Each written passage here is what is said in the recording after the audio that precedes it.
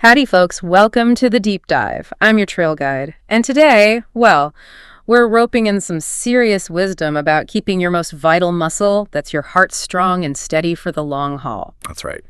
Have you ever wondered what truly separates, a long life from a long and vibrant life? It's not just about ticking off the years, right? It's about making every single beat count. We're talking about the rhythm of life itself and how to keep that beat strong for as many sunsets as possible. That's a great way to put it. Our mission here really is to cut through all the medical mumbo-jumbo and deliver the most important, actionable insights. We've pulled these from a whole stack of fascinating sources. Yeah, we've got quite a mix. We really do. Everything from cutting-edge medical research, practical lifestyle guides, even wisdom gleaned from communities around the world where people just seem to live exceptionally long, healthy lives. The blue zones, for instance. Exactly. So you're going to walk away from this deep dive not just with fascinating facts, but with practical, simple tips you can lasso right into your daily routine. We want you to feel empowered, not overwhelmed, so you can truly nurture that incredible heart of yours. And that's exactly what we need, because it's truly remarkable how often heart health gets kind of pushed to the back burner until a problem crops up. Yeah, it happens all the time. It does. Yet, cardiovascular diseases, or CVDs as they're known, they remain the undisputed leading cause of death worldwide. And what's truly eye-opening from all our sources is the strong consensus that most of these cases, they're entirely preventable. Preventable. That's huge. It is huge. We're really looking at a holistic, science-backed approach here, something to really supercharge your cardiovascular health with prevention as our guiding star. Okay. Just to paint a picture of the scale we're talking about. CVDs are responsible for an estimated 17.9 million fatalities every single year. Wow. 17.9 million. Yeah. And that's a staggering 60% increase in annual deaths just from 1990 to 2021. 60%. What's driving that? Well, it's a mix of things. Global population growth, certainly, an aging populace, but also a prevalence of these really well understood risk factors. Things like high blood pressure, unhealthy eating habits, and just, a general lack of physical activity. The usual suspects. Pretty much. Yeah. And this raises a crucial question for all of us. What can we do differently, starting today, to change this trajectory and protect our hearts? That's a powerful question, and it kind of wrangles us right into our first big topic. This invisible strain. We're talking about stress. Stress. Now, stress usually gets a bad rap, doesn't it? We hear about bad stress constantly. But here's where it gets really interesting. Our sources remind us that not all stress is created equal. That's a key distinction. Right. In fact, a little bit of stress is like the grit in an oyster. It can be absolutely necessary for growth, for challenge, for progress. So what exactly is this thing we call stress, and how does it, play tug of war with our hearts? It's fundamental, really. Think about it. Without any stress, where would our motivation even come from? We wouldn't get out of bed. True. A certain level of pressure is needed to push us forward. The goal isn't to eliminate stress entirely. That's like trying to stop the wind, right? Impossible. Yeah. But it's maybe to shift our perspective. Can we learn to see it whenever possible, not as just this purely negative force, but as something inevitable and sometimes even, beneficial? Like eustress, the positive kind. Exactly. Consider those positive stressors. Yeah. Landing a big promotion at work, maybe, or the joyful, albeit chaotic, arrival of a new baby. Definitely stressful, but good stress. Right. These are undoubtedly stressful moments, but in a way that kind of fuels us, pushing us into new, meaningful chapters of life. Of course, our everyday lives are just full of things that can stir up stress. They come from every direction, it feels like. You really do? Some are environmental, right? Like getting stuck in a traffic jam, the incessant buzz of city noise, or even just dealing with wild weather. Oh, yeah. Traffic is a big one for me. Me too. Yeah. Then you've got social stressors popping up in our relationships with family, friends, colleagues, and the endless demands and expectations others place on us. Relational stress. Our physical bodies can be sources of stress too, whether it's managing health problems or just the natural changes that come with aging. And then there are those daily hassles like a grumpy computer or your phone battery dying right when you need it most. Infuriating. Totally. And let's not forget the big ones. Major life events like losing a loved one, finding yourself out of a job, or navigating a divorce. Those hit hard. They certainly do. Major life changes. But maybe most profoundly, our own thoughts, how we interpret past events, how our values shape our perceptions, they can turn even a minor hiccup into a major stressor. It's all in how we tell the story to ourselves, isn't it? Perception is key. I love it. Absolutely. Now, your body's automatic response to one of these stressors is what we call the stress response. You've likely heard of fight or flight, but our sources actually broaden that to the fight, flight, or freeze response. Right, freeze is important too. Yeah. So when your body senses a threat, real or, perceived, it kicks into high gear. It's this complex, instant reaction involving your nervous system and hormones, all designed to prepare you to either confront the danger, escape it, or if you're just completely overwhelmed, simply shut down and freeze. The survival mechanism. Totally. And the physical changes are dramatic. Your heart starts pounding like a drum, your breathing gets shallow and fast, blood pressure and body temperature surge, and your muscles tense up, ready for action. You can feel it happening. Oh yeah, your pupils dilate for a sharper view, blood flows away from your hands and feet to your major muscle groups. Ever notice cold hands when you're stressed? All the time. Right. And even your blood's clotting ability increases just in case of injury. It's wild. It's an ancient system. Exactly. For our ancestors, this was brilliant, absolutely essential for outrunning a saber-toothed tiger or battling for food. But here's the rub in our modern world. Most of our daily stressors, like a looming deadline or a bill, they don't require us to literally run for our lives. No, thankfully. But unfortunately, that ancient response still kicks in. And if these stressors keep piling up without proper release, this chronic activation can start to take a serious toll on our health. Our sources tell us that while we're still learning the precise links, chronic stress is definitely a contributing factor to heart disease. It seems pretty clear, yeah. It's like constantly revving your engine in neutral eventually. Something's bound to wear out. Precisely. And this raises that important question. If stress is so incredibly personal, varying so much from one individual to the next, where do we even begin to manage it effectively? Right, it's not one size fits all. Not at all. What might be a motivating challenge for one person could be, well, an emotional brick wall for another. Recognizing your own unique triggers and how your body responds is truly the first critical step in this journey. Okay, so self-awareness first. Absolutely. And it's also vital to understand the difference between acute and chronic stress. Yeah. Because they impact us really differently. Acute versus chronic, okay. Yeah. Acute stress is that common, short-lived tension from daily pressures, like giving a presentation or dealing with a flat tire. It's usually manageable, and actually, in small doses, it can even sharpen our focus and help us achieve goals. Our bodies are pretty good at bouncing back from those quick bursts. Right, short term. Exactly. Chronic stress, however, that's a different beast entirely. This is the stress that's ongoing, relentless, often without a clear end in sight. Think about maybe caring for a chronically ill family member, or enduring a toxic work environment for years and years. Yeah, that grinds you down. It really does.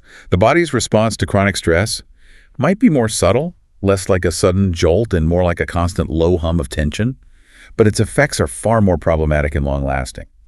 This is the kind that truly contributes to issues like persistent headaches, sleepless nights, and yes, a significantly higher risk for heart disease over time. It's like a quiet but persistent erosion. Okay, so that's the one we really need to watch out for. Definitely. So how do you start to decipher your personal stress code? Well, our sources suggest a fantastic practical tool: keeping a stress record. A stress record, like a diary. Sort of, yeah. Think of it like being a detective of your own well-being. For about a week, you'd track the specific causes of your stressors and pay close attention to your physical and emotional reactions. Okay, so what triggered it? How did I feel? Exactly. When and where does stress tend to show up for you? Are certain people or situations consistent triggers? And how does your body give you clues? Maybe a tight jaw, a racing heart, those cold hands we mentioned. You can make an entry every time you feel stressed. Or if you want a really detailed picture, maybe every hour or two while you're awake. The ultimate goal isn't just to identify problems, but to evaluate how you're currently handling them, and more importantly, to discover better, healthier coping mechanisms for the future. That's a great strategy for understanding our personal stress landscape, sort of mapping it out. So once we've identified those patterns, once we know what rattles our cage, what can we actually do to downshift and calm that inner cowboy? Because just toughing it out usually doesn't work for the long trail, does it? No, it really doesn't. That often backfires. Right. So our sources offer a whole toolkit of effective stress management techniques. Let's saddle up and explore a few. Okay, let's do it. First up, deep breathing exercises. When we're stressed, our breathing often becomes shallow and rapid, like a frightened rabbit. That sympathetic nervous system response. Exactly. Deep breathing does the opposite. It helps you take in more oxygen and actually signals your body to calm down. It's fantastic for headaches, backaches, stomach aches, even sleeplessness. And it's often the first step for many other relaxation methods. It's foundational. Totally. The technique is simple. Breathe in slowly and deeply through your nose. Count to 5 as you silently say in.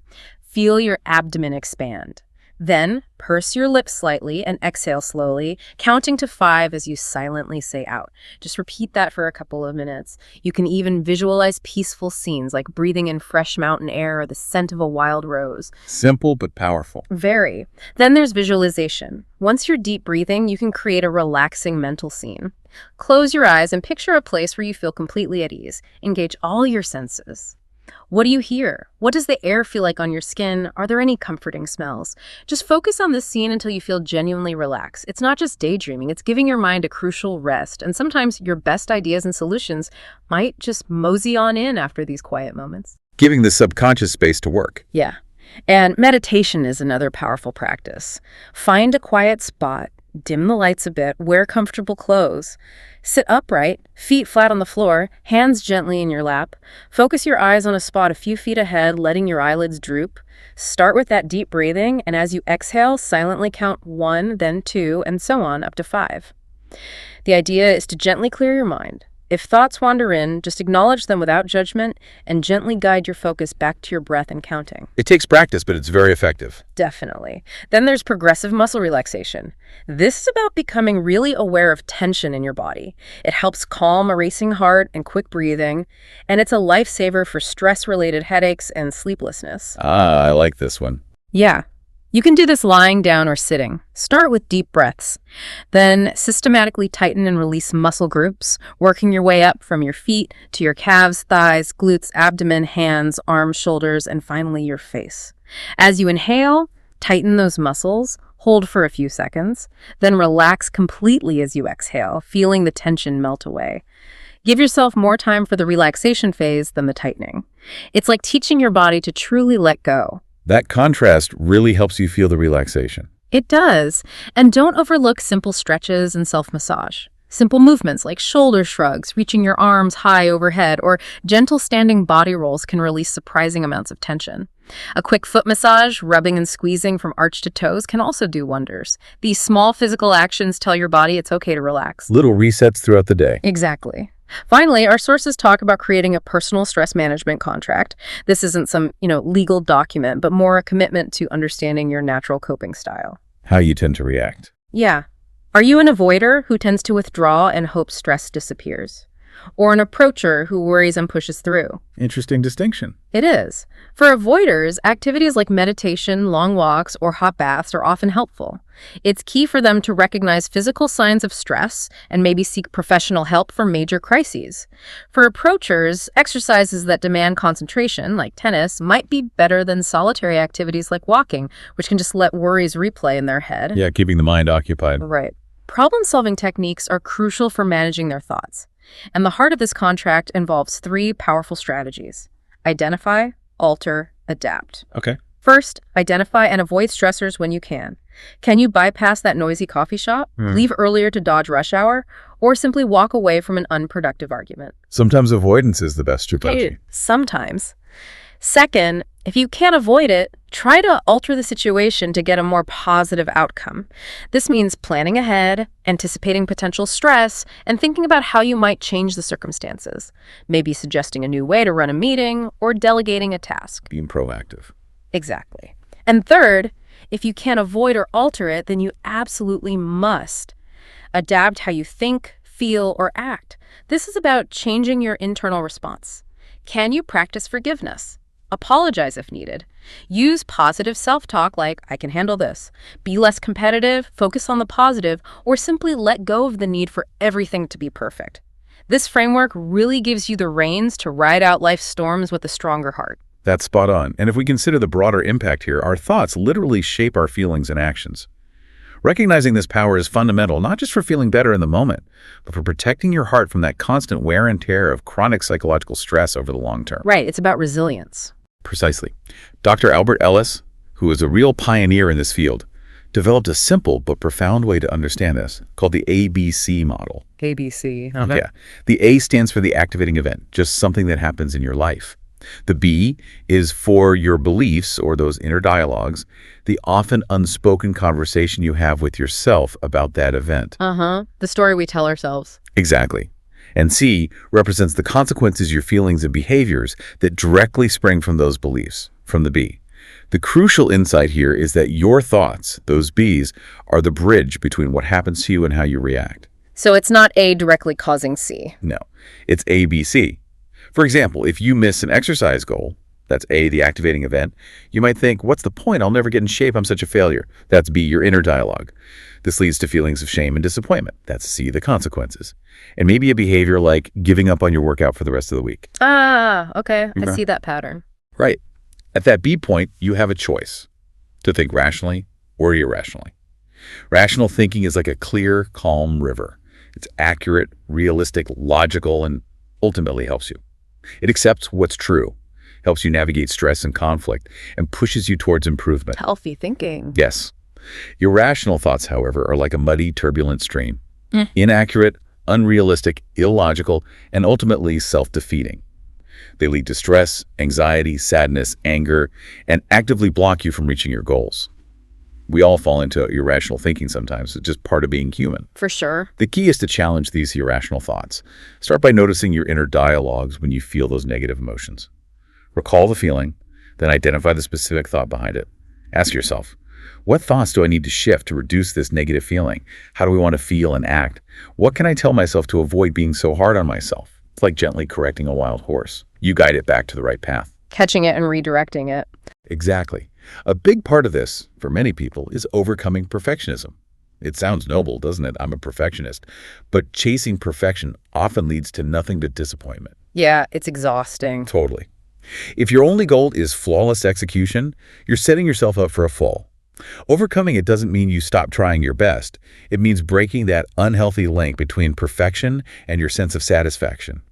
Realize perfection isn't always achievable or even desirable sometimes. Good enough is often great. Exactly.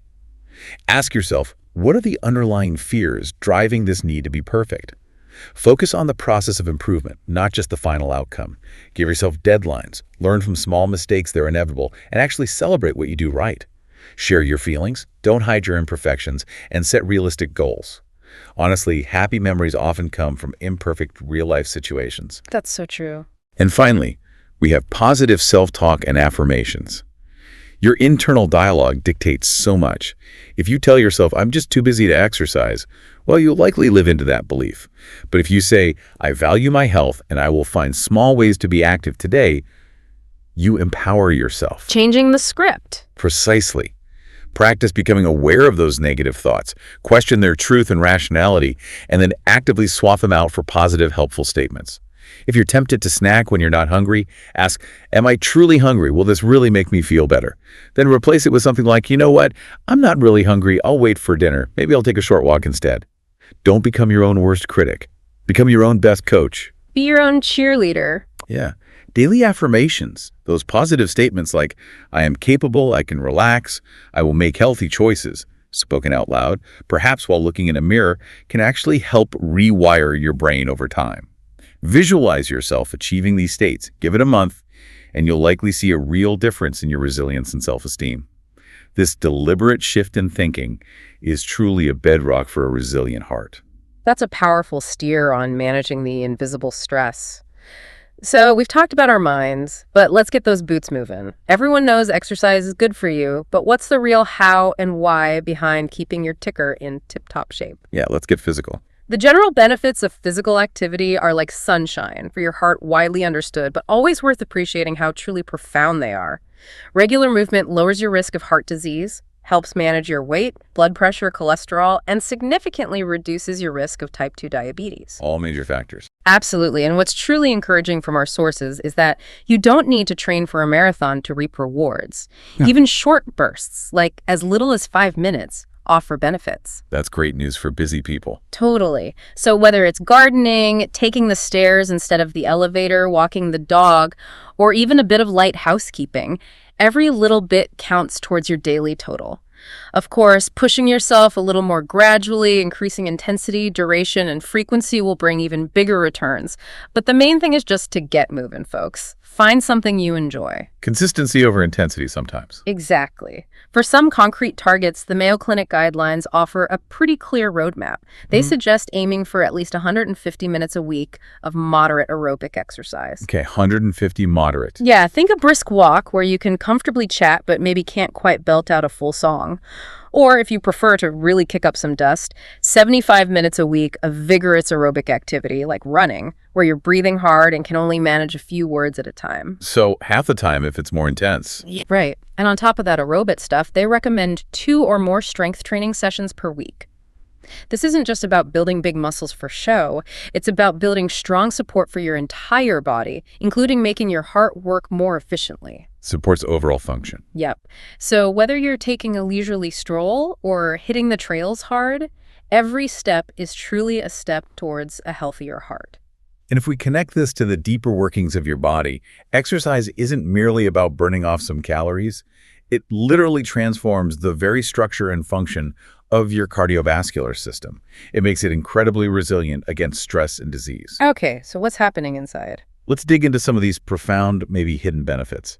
When you engage in aerobic activities, you're essentially giving your heart, lungs, and entire circulatory system a powerful workout. This strengthens these vital organs, making them more efficient and better equipped to handle daily demands and unexpected stress. Think of it like tuning up a well-oiled machine. Building capacity. Exactly. After a good, vigorous workout, whether it's swimming, brisk walking, dancing, biking, jogging, whatever you like your muscles, which might have been tensed up from daily worries, finally get a chance to deeply relax. That's often why a tension headache can simply melt away after a good session. Ah, the post-exercise calm. Right. Plus, exercise isn't just good for your body. It makes you feel more energetic. And, crucially, significantly improves the quality of your sleep. We'll talk more about sleep later, but exercise helps there too. That to know. But the benefits ripple down even to the microscopic level. Exercise can actually encourage what we call physiological cardiac growth. That's a healthy kind of heart enlargement, distinctly different from the unhealthy enlargement you see in disease. Healthy growth. Interesting. It enhances your heart's contractility and how your heart muscle cells, the myocytes, use calcium, making each pump more powerful and efficient. It helps stabilize your heart's electrical signals, keeping its rhythm steady. Your heart cells become better at using energy, adopting a protective metabolic profile. Wow, okay. Exercise even improves the function of your blood vessel, linings the endothelium, helping them dilate and contract properly, which is absolutely key for healthy blood pressure. And get this, it can even help reverse some of the age-related stiffening of your arteries, keeping them supple. Reversing stiffness, that's amazing. It is. It also fine-tunes your nervous system's control over your heart and blood vessels, making them respond more intelligently to the body's needs. Even the properties of your red blood cells and how efficiently oxygen is delivered are improved. So it affects everything down to the cell level. Pretty much. Considering all these remarkable internal effects, it's no surprise that exercise is often hailed as nature's own tranquilizer. It calms your system, builds a strong defense against the damaging effects of stress, and literally helps you build what we call stress hardiness. Makes you more resilient. Exactly. So while you might see the outward signs of fitness, remember that on the inside, you're fortifying your heart at its very core, preparing it to handle life's challenges with much greater ease. That's a powerful picture of how movement is medicine for the heart, truly building resilience from the inside out. Now let's unpack this. You are what you eat, right? When it comes to our hearts, our plates can be our best defense or, well, our biggest pitfall. What should we be piling on and what should we be pushing away? Nutrition, absolutely critical. The Mayo Clinic guidelines give us a pretty clear map for navigating our nutrition choices for a heart-healthy life. The simple rule of thumb is load up your plate with the good stuff.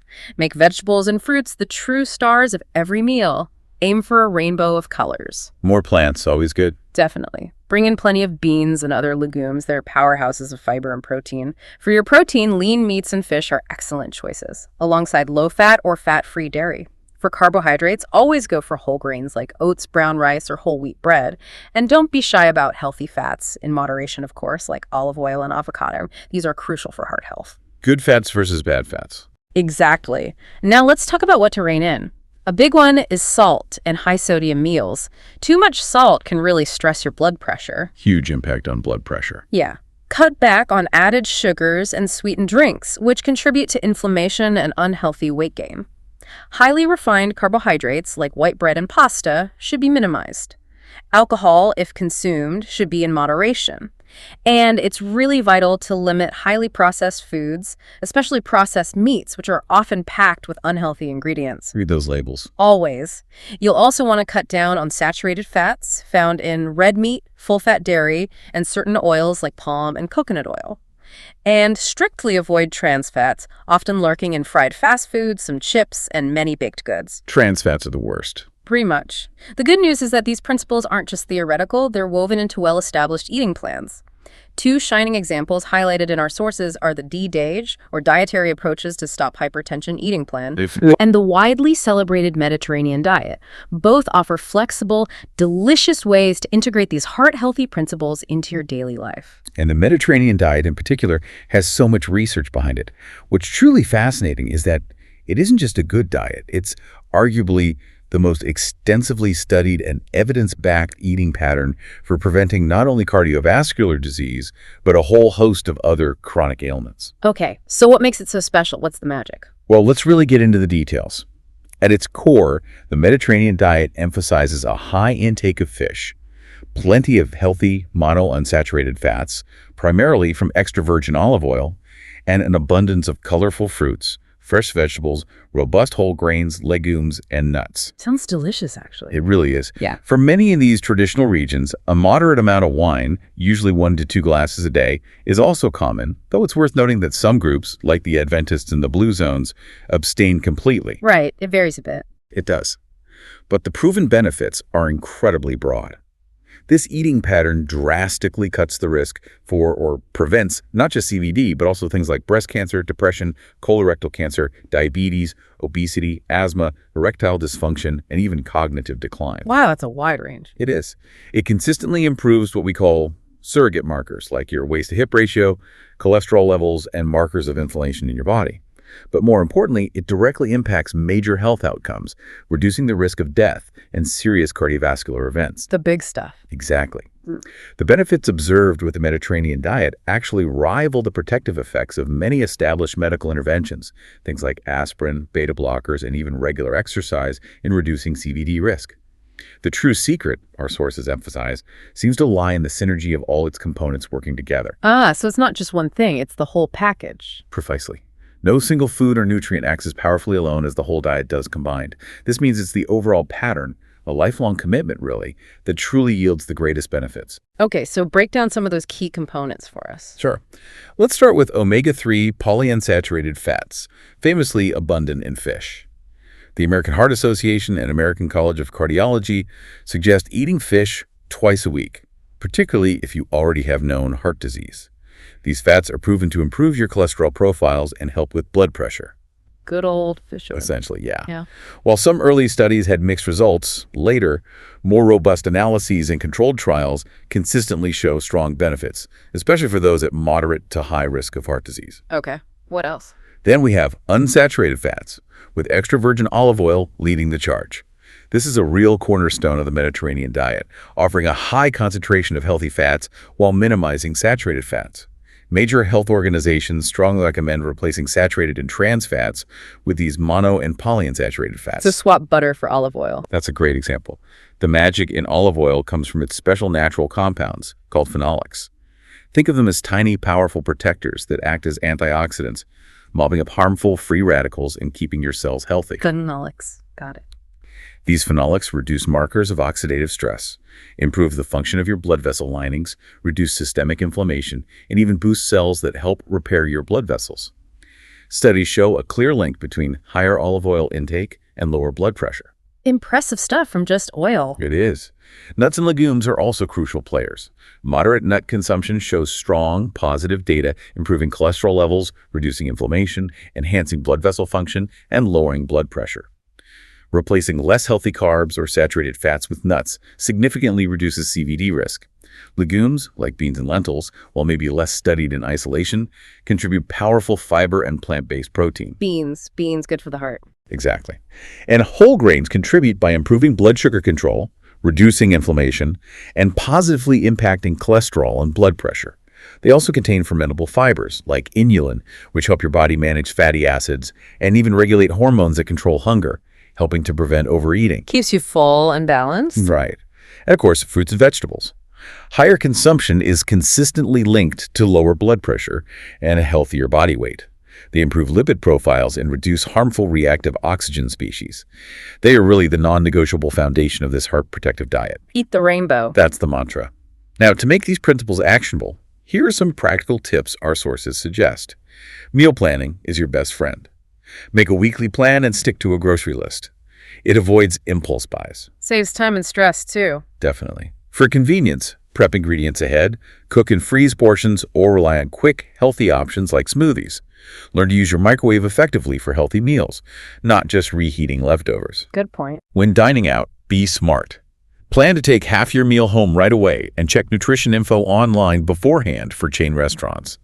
Some initiatives in Blue Zone-inspired communities even involve restaurants making subtle changes, like serving sandwiches with fruit instead of fries unless you specifically ask for fries. Nudging you towards the healthier choice. Exactly. Or using enticing descriptions like Italian primavera salad instead of just healthy choice salad, which, believe it or not, increases popularity.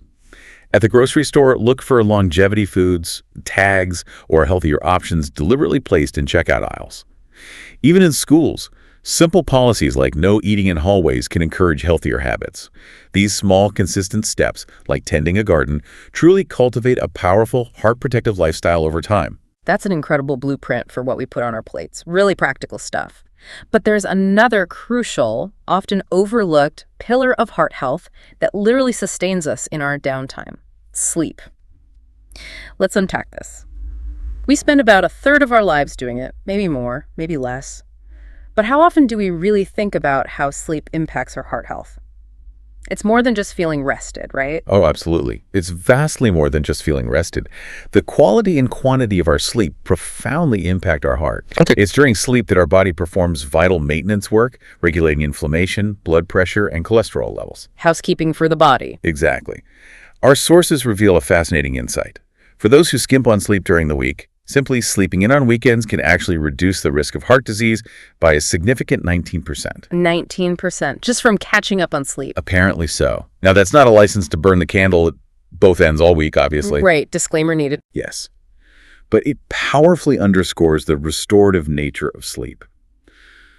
Ultimately, getting enough quality sleep is like hitting the reset button for your entire cardiovascular system, allowing your heart and body to repair and prepare for the next day. Okay, so it's really essential maintenance. Indeed. And if we connect this to the bigger picture, the data very clearly shows a complex relationship between how much we sleep, both too little and even too much, and major risk factors for heart disease and metabolic issues. Too much sleep can be bad, too. It appears so. The relationship seems to be curvilinear, like a U shape. Both short sleep duration, typically defined as less than 7 hours, and long sleep duration are consistently linked to higher risk of obesity, high blood pressure, and type 2 diabetes. Interesting. And what's concerning is that the prevalence of short sleep has been on a gradual rise, at least in the U.S. It increased from about 21.6% in 1977 to over 29% in 2009. More people are sleeping less. Wow, that's a big jump. Why is that? Oh, multiple factors: work pressures, screen time, lifestyle changes. But let's look at the specifics. When we talk about sleep duration and obesity, the evidence is strong. Short sleep is consistently associated with a higher likelihood of obesity. One large analysis of 23 studies found that short sleepers were about 1.5 times more likely to be obese. 1.5 times. That's significant. It is. And get this. For every extra hour of sleep you get, your body mass index, or BMI, tends to drop by about 0.35 points. Sleep duration also impacts our diet quality. Both very short and very long sleepers tend to eat fewer calories overall, but also less variety in their foods. Interestingly, long sleepers eat less sugar, while short sleepers eat less fiber. Affects food choices, too. It seems so. The relationship between how much energy we take in and how much we burn is also thrown off. Sleep restriction often leads to us eating more calories, sometimes an extra 400, 500 calories a day, often without even realizing it. 500 calories. Wow. How? Partly because lack of sleep messes with our appetite-regulating hormones, like leptin and ghrelin, which tell our body when we're full or hungry. Ah, the hunger hormones. Exactly. While energy expenditure can change a bit with sleep loss, it's rarely enough to offset that increased food intake.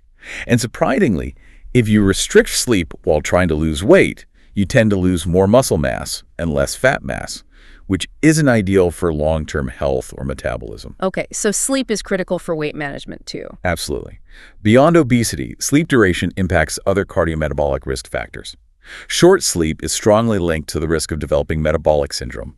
That's that dangerous cluster of conditions, including elevated belly fat, unhealthy cholesterol levels, high fasting blood sugar, and high blood pressure. All major red flags for heart disease. Precisely. And similar risks are seen with long sleep duration. For insulin resistance and diabetes, even experimental sleep restriction in a lab setting can lead to your body becoming less sensitive to insulin, meaning your blood sugar control worsens. Short sleep is also connected to higher fasting insulin levels and higher HbA1c, which is a marker for long-term blood sugar control. Just a few nights of restricted sleep can triple your odds of having impaired fasting glucose. Triples your odds just from a few bad nights. That's what some studies suggest. And if you have moderate to severe sleep-disordered breathing, like sleep apnea, your risk for diabetes goes up significantly as well. Okay, and blood pressure. Regarding hypertension or high blood pressure, there's a modest link between struggling to fall asleep or waking up repeatedly and having high blood pressure. But if you have chronic insomnia combined with short sleep duration, that risk increases even more. The good news, treating underlying sleep issues, like using a CPAP device for sleep apnea, can actually help lower your blood pressure. So treating the sleep issue helps the heart issue. Often, yes. And that brings us directly to obstructive sleep apnea, OSA, which is a significant independent risk factor for heart disease. Symptoms often include loud snoring, those alarming pauses in breathing during sleep, and waking up gasping for air. Yeah, that sounds scary. It can be. If this sounds familiar to you or a loved one, it's crucial to get it checked out by a doctor. Treatments often include weight loss, if appropriate, and using a continuous positive airway pressure or CPAP device to keep the airway open during sleep. The evidence is clear as a mountain stream. Prioritizing quality sleep isn't a luxury. It's a fundamental pillar for a healthy, long-living heart. So what does this all mean for you, the listener? Getting enough quality sleep isn't just about feeling good tomorrow morning. It's a critical long-term investment in your heart health. So what are some simple, actionable steps we can lasso into our daily lives to improve our sleep? Consistency is key. Right. First and foremost, try to maintain a regular sleep pattern. Think of it like a consistent daily ritual. Going to bed and waking up at roughly the same time each day, even on weekends as much as possible, helps to calibrate your body's natural internal clock, that circadian rhythm. It makes it easier to fall asleep and wake up feeling refreshed. Train your body clock. Exactly. If you're consistently sleep-deprived during the week, make a conscious effort to address it. While that weekend catch-up sleep might offer some temporary relief, consistent good rest is always the golden standard for your heart. Can't just rely on weekends. No, and this is really important. If you feel like you're getting enough hours of sleep but you're still tired throughout the day, don't just brush it off like dust on your boots. Pay attention to that. Yeah. Our sources strongly recommend consulting a healthcare team.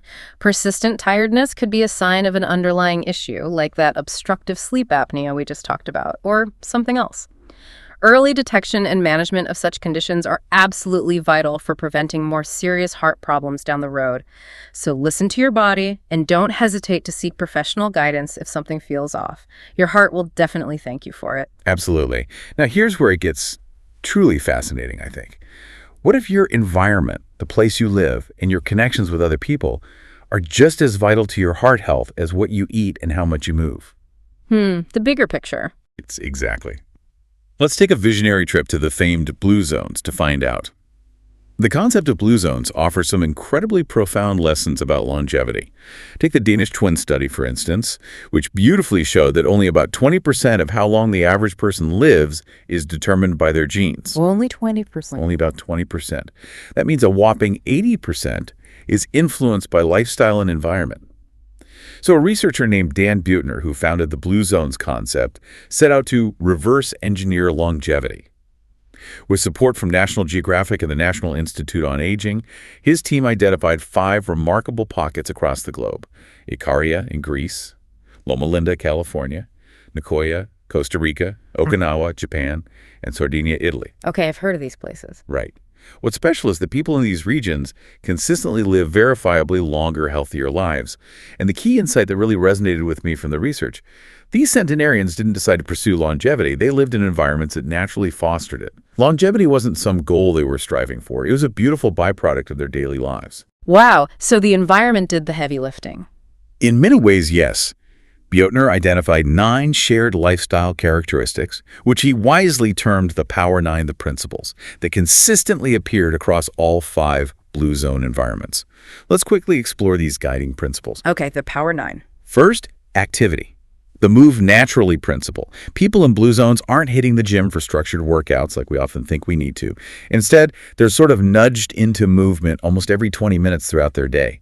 They garden, they knead their own bread by hand, they use hand tools, they walk everywhere. Movement is simply engineered into their daily lives, like the natural rhythm of a day on the ranch. It's not something you set aside extra time for. Built-in movement. Exactly.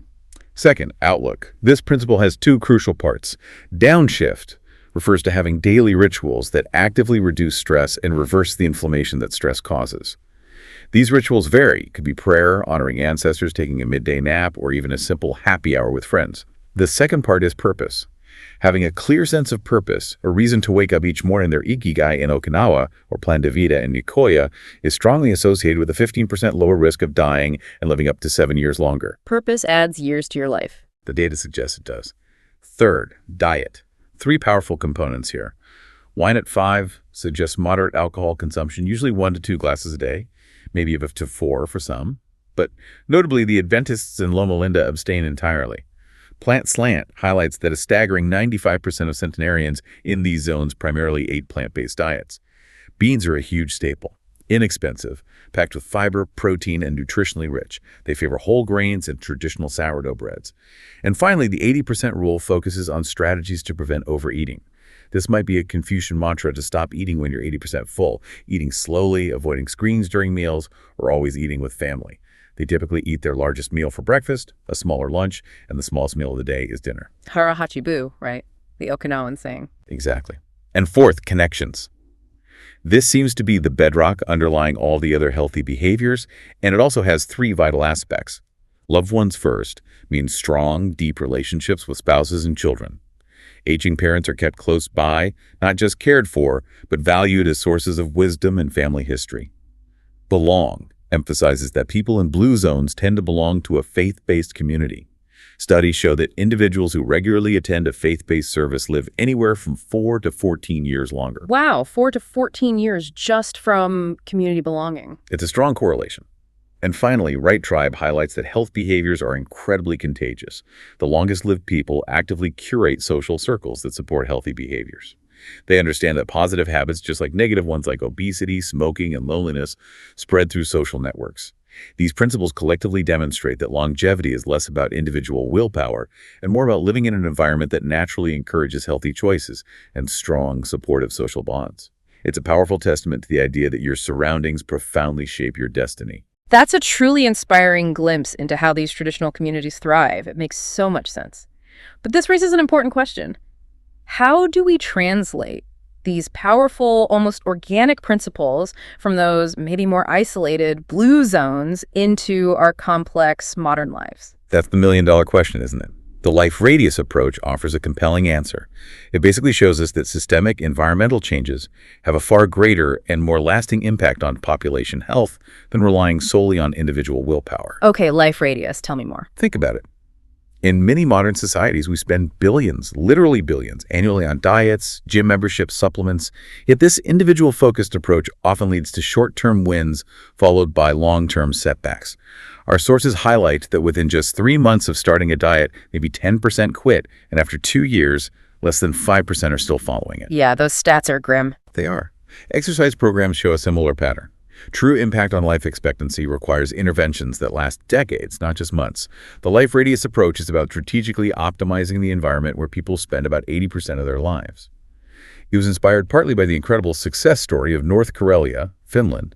They dramatically reduced cardiovascular disease by 80% and cancer by 60% over 30 years by focusing on environmental changes, not just telling individuals what to do. 80% reduction. That's unbelievable. How? By focusing on key levers. First, policy. This means making healthy choices the easy and affordable choices. Are fruits and vegetables more accessible and cheaper than fast food? Do local city policies promote walkability and green spaces over urban sprawl? Are tobacco policies robust? For instance, smoking rates vary wildly between regions, often reflecting local policies more than anything else. Making the healthy choice the default choice. Exactly. The built environment is another critical factor. By simply making the active choice, the easy and safe choice, think connected sidewalks, safe bike paths to schools and shops, the activity level of an entire population can increase by up to 30%. It's not about forcing exercise, but naturally nudging people into movement. Designing activity into the environment. Precisely. Social networks are a powerful, often overlooked lever. Strategically bringing together groups of people who are ready to make changes creates a ripple effect, spreading healthy lifestyles through the community because behaviors truly are contagious, both good and bad. The right tribe idea again? Yes. Building design also plays a role. Experts have identified over 120 evidence-based ways that schools, restaurants, grocery stores, and workplaces can be designed to subtly encourage healthier behaviors. Move more, eat less and better, socialize more, smoke less, reduce stress. Simple shifts can have profound effects. Wow, 120 ways. Yeah, lots of small tweaks. And finally, a unique pillar of the life radius is fostering a sense of purpose. Workshops and community initiatives connect people to volunteering opportunities, and studies show that volunteers tend to have lower rates of cardiovascular disease and even lower healthcare costs. It's about giving people a reason to get up in the morning that extends beyond just themselves. Purpose again. It keeps coming up. It's fundamental. Let's look at a powerful real-world example. Albert Lea, Minnesota, the very first Blue Zones project pilot city. Community buy-in was absolutely crucial. They had to listen, not just dictate. The city initially had sidewalks that were fragmented, making walking difficult. By connecting those sidewalks and creating a beautiful walking trailer on the lake, they made active options easy, accessible, and enjoyable, boosting activity levels significantly. Open lawn spaces were transformed into vibrant community gardens, fostering physical activity and social connection. Simple changes, big impact. Huge impact. Grocery stores and restaurants adopted pledges. For example, Blue Zone restaurants might only bring bread to the table if patrons specifically asked for it. Sandwiches would come with fruit, with fries, only by request. They even discovered that changing menu descriptions, like calling a dish an Italian primavera salad instead of just a healthy choice salad, significantly increased its popularity. Marketing matters. It does. Grocery stores started tagging longevity foods and created healthy snack checkout aisles. Schools implemented simple policies like no eating in hallways. A Blue Zone club saw a quarter of the population sign personal pledges for health goals. The results after just 1 year were remarkable. Participants showed an average life expectancy gain of 3.2 years, a collective weight loss of over 7,280 pounds, and a striking 40% drop in healthcare costs for city workers. In 1 year, that's incredible. It is. They formed community walking groups called Walking Moai, that's an Okinawan term for meeting with common purpose, and an astonishing 60% of these groups were still together 5 years later, supporting each other. That social connection piece is powerful. Absolutely. And the broader impact of scaling these Blue Zones principles is evident elsewhere too. Places like the Los Angeles Beach City saw a 14% drop in obesity and a 30% drop in smoking in just 3 years. In Iowa, a statewide initiative projected $5 billion in healthcare savings over 10 years. The lessons are clear. Start with communities that are ready, measure rigorously, orchestrate a perfect storm of engagement across schools, businesses, and government, and recognize that systemic change takes time, often 3 to 5 years. The underlying message is about making permanent environmental shifts that nudge people towards health, rather than solely relying on individual willpower. It's about setting up the landscape so the healthy choice becomes the easiest choice. That's incredibly insightful, building a landscape that makes health the default, not an uphill battle. It makes so much sense. But the connections aren't just in our physical environment, right? They're also deeply rooted in the people around us. Having a strong tribe to lean on can truly buffer everyday stresses and make a profound difference to our heart health. Absolutely. That social support piece is immense. It acts like a shock absorber against the bumps and jolts of daily stress, providing a safety net when you need it most. Studies consistently show that individuals with strong social connections are generally healthier, both mentally and physically, than those who are isolated. Connection equals health. Pretty much. For example, happily married people tend to experience fewer illnesses and live longer, while surprisingly, unhappily married individuals can actually show poorer health outcomes than even single people. Even in animal studies, exposure to stress in the presence of companions leads to fewer health problems than stress experienced alone.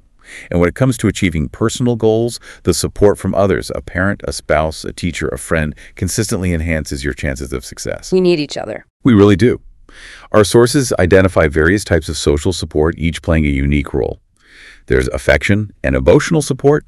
This is the I love you or I care about you kind of support, allowing you to share your joys and pains openly. Appraisal support, when someone says you did a good job or offers a supportive challenge like, are you truly giving it your best? Information support, providing reliable facts and resources like, I advise you to consider this option. Empathy, when someone says, I know how you feel because they've shared similar experiences or values. Feeling understood. Exactly. Sustaining support, that long-term encouragement like, don't give up now, you've come so far. Listening, simply hearing what is said without offering advice or judgment sometimes, that's all we need. Technical appreciation, understanding a problem with specific practical knowledge, such as, I know it isn't easy to lose weight when you're working 2 jobs. And technical challenge, monitoring your progress, helping you analyze problems, and holding you gently accountable, like, what kept you from exercising last week? Different kinds of help for different needs. Precisely. It's a good idea to maybe assess your current support system. Our sources suggest evaluating how much of each type of support you need versus how much you currently receive for your health and lifestyle changes.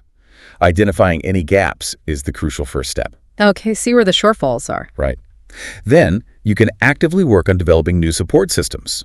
This means deliberately broadening your social connections. Reach out to long-distance friends, stay in touch with extended family, consider joining a faith-based community or other groups, be a good neighbor, be the first to call others sometimes, and most importantly, be a good listener yourself. It's a two-way street. Absolutely. Confide in others, cultivate interesting conversations, develop a genuine interest in people, or even get a pet for companionship. Pets offer great support.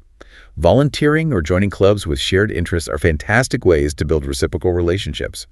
Remember, it's about being both a giver and a receiver. Build that network. Yes. And when asking for support, it's your responsibility to ask specifically and directly. Don't expect others to read your mind. Clearly communicate what you need, not what others think might be helpful. Be clear about your needs. Very clear. You can also identify role models, maybe someone with the same gender and similar age, background, interests, and values who has successfully achieved similar health goals. Learn from them. Find mentors. Exactly. Finally, remember that community resources are out there. Check local newspapers, organizations like the United Way, worksite health promotion programs, employee assistance programs or EAPs, voluntary health organizations such as the American Heart Association or similar groups, your healthcare providers, insurance plans, and government agencies. Just be discerning about retail businesses that might make unscientific claims. Building these layers of support from your closest friends to community resources creates a robust network that can truly bolster your heart health. That's incredibly helpful. So build your tribe, ask for what you need, but there's a flip side too, isn't there? There is. That's a comprehensive overview of how vital social connections are. But this raises an important question. While support is undeniably crucial, there's a delicate balance to strike between genuine, helpful support and something that can actually become counterproductive, what we often call codependency. Understanding this distinction is essential for both those offering and receiving support, especially around health behaviors. Codependency. Okay, what does that look like? Well, a codependent person is often someone whose primary mission becomes fixing a loved one. But paradoxically, they frequently end up becoming part of the problem. This goes beyond simply caring. It can manifest as monitoring, constant surveillance, nagging, and trying to control another person's behavior. Trying to force change. Exactly. And when their well-intentioned efforts inevitably fail, codependents might resort to criticism, blame, and even punishment. This dynamic is particularly prevalent around health behaviors like smoking, overeating, alcohol consumption, or a lack of physical activity, and honestly, it creates immense stress for everyone involved. Sometimes when a person is trying to make significant changes, a codependent partner or friend might feel an underlying fear or uncertainty about that change. And in extreme cases, they might even unconsciously sabotage the progress. Sabotage. Wow. It can happen. If you suspect you're in a codependent or unhealthy relationship dynamic, seeking professional help from a qualified therapist or counselor is highly recommended. Okay, so what if you're the helper? How do you avoid falling into that trap? Great question. For For those who find themselves in the role of a helper, there are critical tips to ensure your support is genuinely constructive. First, let go of the need to control another person's behaviors. You can care deeply without taking on the burden of fixing them. Second, simply offer general support, perhaps by asking, "How can I genuinely help you right now?" This empowers the individual to articulate their own needs. Third, return the responsibility for solving the problem to where it belongs with the individual themselves. Communicate clearly, maybe gently, that any changes must be made by and for the individual alone. You can't do it for them. Right. Support, not control. And for the person needing help. Equally important steps. Accept your own responsibility for your health and well-being. Avoid blaming others for your lack of progress, and don't make excuses for your behaviors, as this just keeps you focused on obstacles rather than solutions. If well-meaning but misguided people are offering unhelpful help, assertively communicate your needs.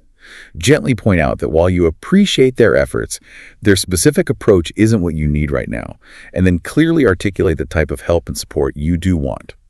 Finally, set clear limits and defend your boundaries against intrusions or unhelpful help. This clear communication and personal accountability are essential for fostering truly healthy, supportive relationships that benefit everyone's heart in the long run. That's incredibly insightful guidance on navigating our social connections for health, making sure our support system is genuinely helpful and not, well, harmful. Now let's unpack this. Sometimes the best defense is a good offense, right? Beyond our daily habits, what are the essential regular checkups and protective measures we need to keep on our radar to keep that heart strong and healthy? Absolutely. Proactive protection is key. Regular health screening tests are crucial. They're your first line of defense. These tests allow for the early detection and management of conditions like high blood pressure, high cholesterol, and type 2 diabetes. The silent killers. Often, yes. These conditions can silently damage your heart and blood vessels over time, and if you don't get checked, you simply won't know you have them until potentially much later. Catching them early means you can take action before they cause serious trouble. Know your numbers. Exactly. Let's break down some of the key screenings. Regular checks should actually begin in childhood. From age 18, your blood pressure should be measured at least once every 2 years. If you have any risk factors for high blood pressure or are over 40, you'll likely need annual screenings. Every couple of years, or annually if needed. Cholesterol levels. These screenings are recommended to start between the ages of 9 and 11, believe it or not, or even earlier if there's a strong family history of early onset heart disease. After the initial test, screenings should be repeated every 5 years or so. The frequency generally increases with age, with women aged 55 to 65 and men 45 to 65 needing screenings maybe every 1 to 2 years, and those over 65 usually annually. So it depends on age and risk. Right. Type 2 diabetes. If you're overweight or have a family history of diabetes, your healthcare team might recommend earlier or more frequent screening. Otherwise, screening is generally recommended starting at age 45 and then every 3 years thereafter. Got it. And the most important thing, if these conditions are detected, take any prescribed medicines exactly as directed by your doctor and diligently follow recommended lifestyle changes. Your commitment here can literally save your heart. Compliance is key. Absolutely. Beyond screenings, it's also vital to prevent infections. There's a surprising connection between certain infections and heart problems. For instance, gum disease isn't just bad for your mouth, it can be a risk factor for heart and blood vessel diseases or worsen existing heart problems. Gum disease affects the heart. The inflammation seems to be linked. So simple acts like brushing and flossing daily and getting regular dental checkups are actually heart protective measures. Staying up to date on your vaccines is also critical. Vaccines help protect against infectious diseases that can put extra strain on your heart or worsen existing heart conditions. Like the flu shot. Definitely the yearly flu shot, the COVID-19 vaccine, the pneumococcal vaccine for certain ages or risk groups, and the Tdap vaccine. Always talk to your healthcare professional about any other specific vaccines you might need based on your age and health status. These proactive steps are about safeguarding your heart from all angles. That's excellent advice on the traditional foundational steps for heart protection. Really important stuff. This raises an interesting question, though. Beyond conventional medicine and these essential screenings, what emerging or maybe complementary approaches are gaining traction in our quest for optimal heart health and longevity? That's a great point. We're definitely seeing a growing interest in what's called preventive and functional medicine approaches. Functional medicine in particular really tries to dig deep. It focuses on identifying and addressing the root causes of disease, taking a truly patient-centered approach. Root causes, not just symptoms. Exactly. This means looking beyond just symptoms to understand the unique physiological and lifestyle factors that are contributing to an individual's health issues.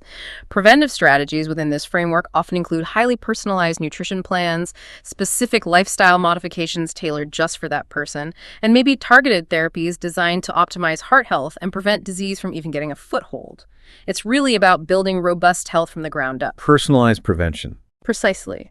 Then there are what some people call biohacking techniques. This term might sound a bit like science fiction. Yeah, sounds intense. It can sound that way, but it essentially refers to making incremental, often data-driven, smart lifestyle changes to improve health and well-being.